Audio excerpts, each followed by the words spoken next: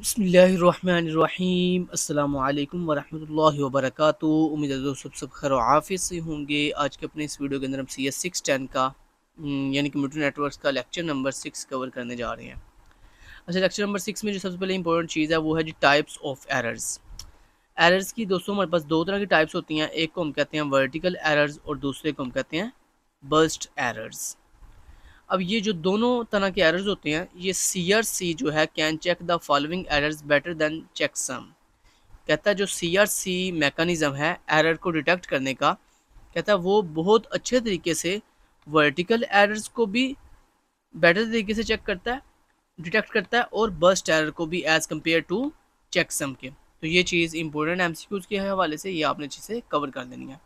अब बात करते हैं वर्टिकल एरर्स कौन से होते हैं और बर्स्ट एरर कौन से होते हैं।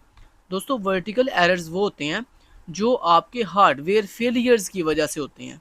तो ये इंपॉर्टेंट MCQs बन सकता है कि वो कौन से एरर्स हैं जो हार्डवेयर फेलियर्स की वजह से होती हैं, तो आपने बोलना है वर्टिकल एरर्स।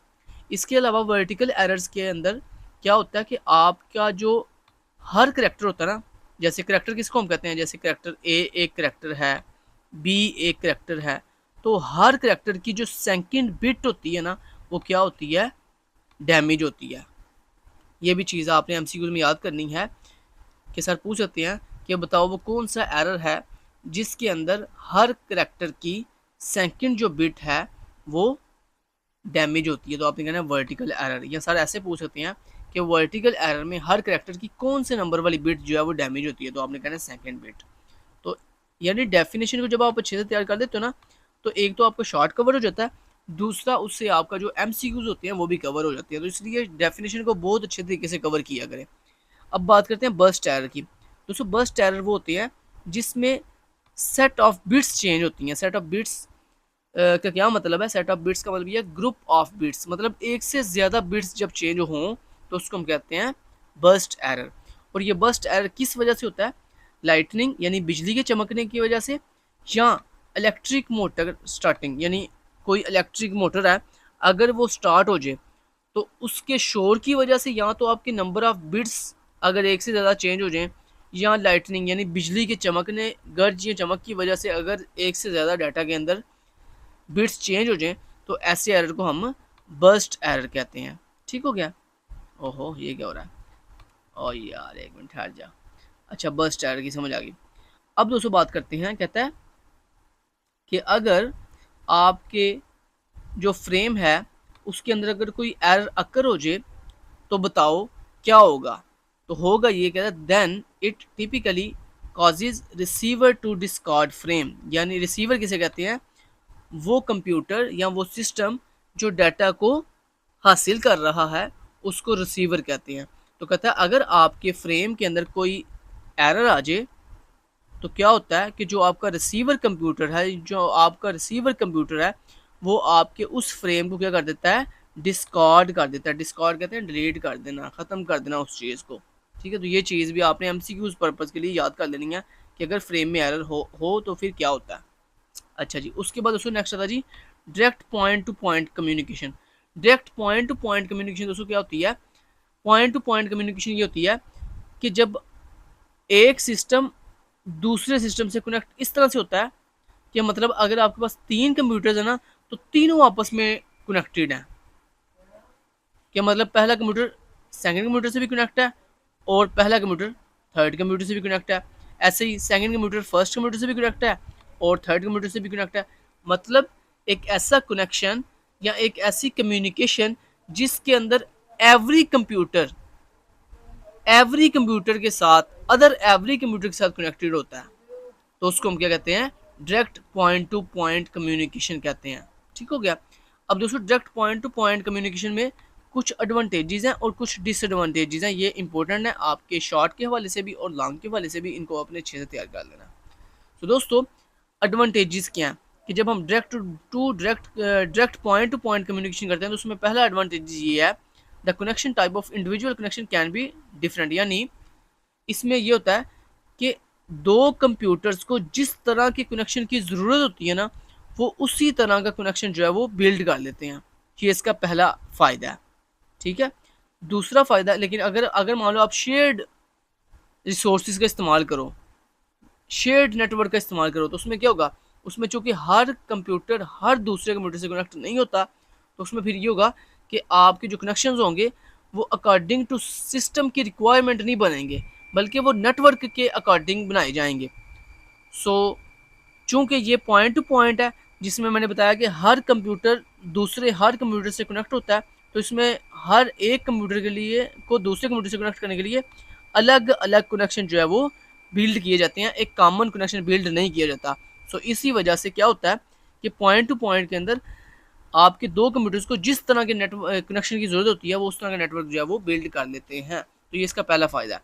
दूसरा फ़ायदा क्या है, individual connections can choose a different frame format and error detection mechanism etc. कहता है दूसरा इसका फ़ायदा ये होता है, चूँकि हर दो कंप्यूटर्स के पास अपना खुद का इंडिविजुअल कनेक्शन होता है, जिसकी वजह से वो अपना खुद का बिल्ट इन अपना खुद का जो है वो फ्रेम फॉर्मेट बना सकते हैं और अपना खुद का जो है डिटेक्शन मैकेनिज्म जो है वो यूज़ कर सकते हैं। ये इसका दूसरा फ़ायदा है।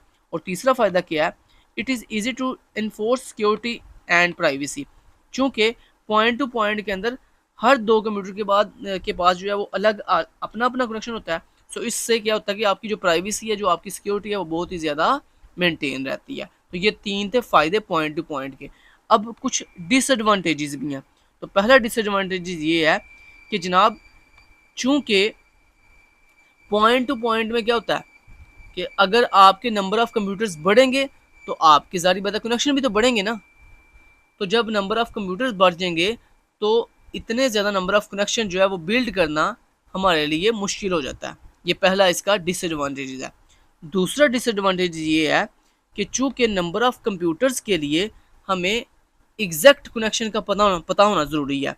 तो ये इसका दूसरा डिसएडवांटेज है कि हमें जितने कंप्यूटर्स हैं उन तमाम कंप्यूटर्स के आपस में direct point to point communication करवाने के लिए हमें उनके दरमियान नंबर ऑफ़ जो कनेक्शन बिल्ड करने हैं वो एग्जैक्ट पता हों।